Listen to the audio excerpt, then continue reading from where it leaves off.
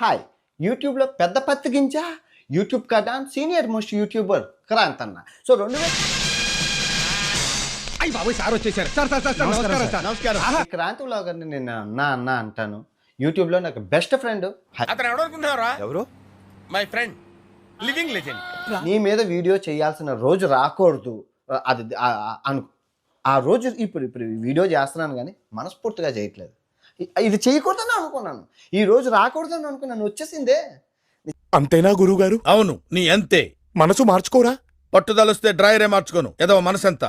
ఒక విషయం చెప్తానండి, వీళ్ళు విఆర్ రాజా కానీ ఈ క్రాంతి కానీ ప్రస్తుత యూట్యూబ్, ఫేస్బుక్, ఇన్స్టాగ్రామ్, ట్విట్టర్లో టీచర్ల లాంటి వాళ్ళు. అంటే అన్నాడు కానీ ఆ ఊహ ఎంత బాగుందో.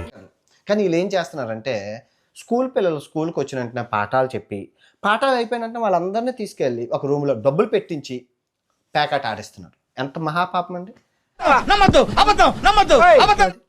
ఎవడైనా ఇంట్లో గుద్ద కదపకుండా డబ్బులు సంపాదించేవాడు ఎవరైనా ఉన్నాడా ఈ రోజుల్లో? అది నువ్వు విఆర్ రాజాకి ఇచ్చారు కదా. ప్రజలు ఇచ్చారా లేదా, నీకు అవకాశం ఇచ్చారా లేదా, నిజం చెప్పు. అంటే అది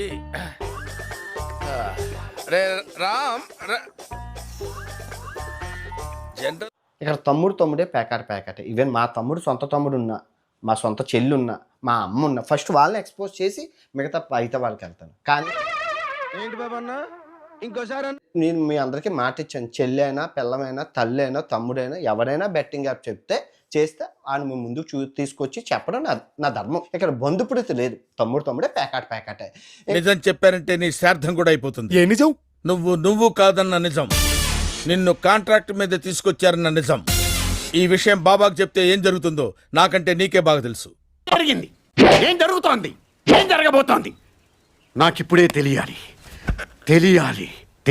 చూడండి, రాష్ట్రాలని కుదిపేసిన ముగ్గురు అక్కా చెల్లెళ్ళు ఎవరో కాదండి, మా చెల్లెళ్ళు అనమాట. వరుసకు చెల్లెళ్ళు అవుతారు.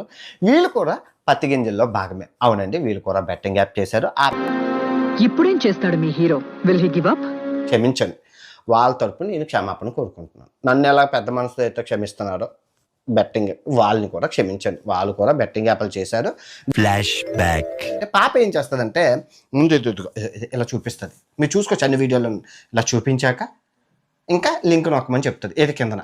అంటే సేవ్ ఒక ఆటగాడిగా ఇలా చూపిస్తున్నప్పుడు నేను చూస్తాను, బాగుంటాయి.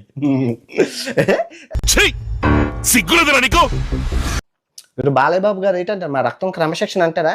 మాది బూతు పుట్టి ముందు పుట్టి కోపం వస్తే ముందు తిట్టేస్తాం. అది ఎవరు ఏంటి అని ఆలోచించు, దాని పర్యాసం ఏముంది. ఏమన్నా టీవీ సీరియల్ అనుకున్నావా?